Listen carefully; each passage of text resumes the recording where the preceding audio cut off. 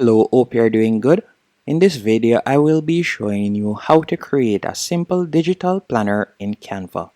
The first thing you need to do after creating your Canva account, which you can do for completely free, is tap on the search bar at the top of the page. From here, you can be specific with the type of planner that you would like to create. So for example, if you would like to create a monthly planner, you can type that in. If you would like to create a meal planner, you can type in meal planner, and then from there you can tap on meal planner. After you have done that, you can tap on see all, and you'll realize that you're provided with thousands of templates that you can choose from. Now, one of the standout features when it comes onto Canva, they provide you with templates that makes it easy for even a complete beginner to create a stunning meal plan or any type of planner. So let's say for example we were to use this template. I could select the template, then tap on customize this template. After selecting customize this template, will be redirected to a new page. On this new page you can edit it to your liking.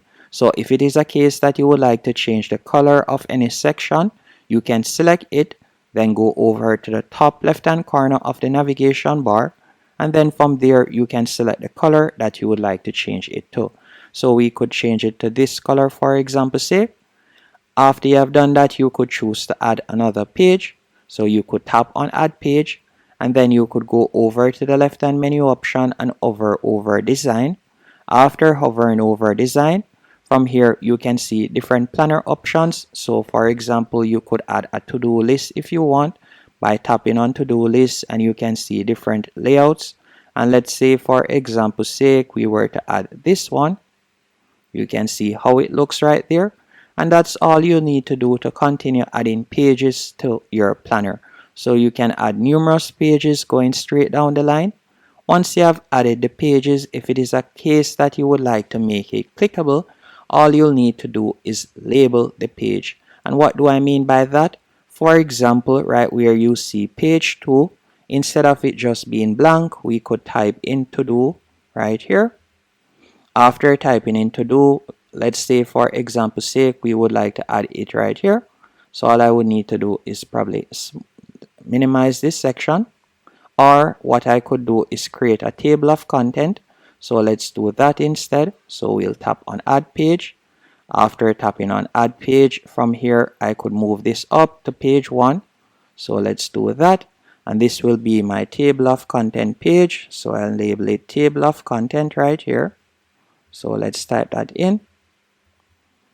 After adding table of content there, we could tap on text from the left hand menu option, then tap on add text box, and all you'll need to do is simply pull the text box right here. Then you could increase the font size. So I could tap right where you see 12, and let's say we were to change it to 21, and then we'll select the entire text, and I could type in to do list. After typing in to do list, you could for example label it page 1. So I could type in page 1. After you have done that, all you'll need to do now is simply select the text that you would like to be clickable. Then from there you could tap on the link icon, and because we have labeled our page, as you can see right here, it pops up.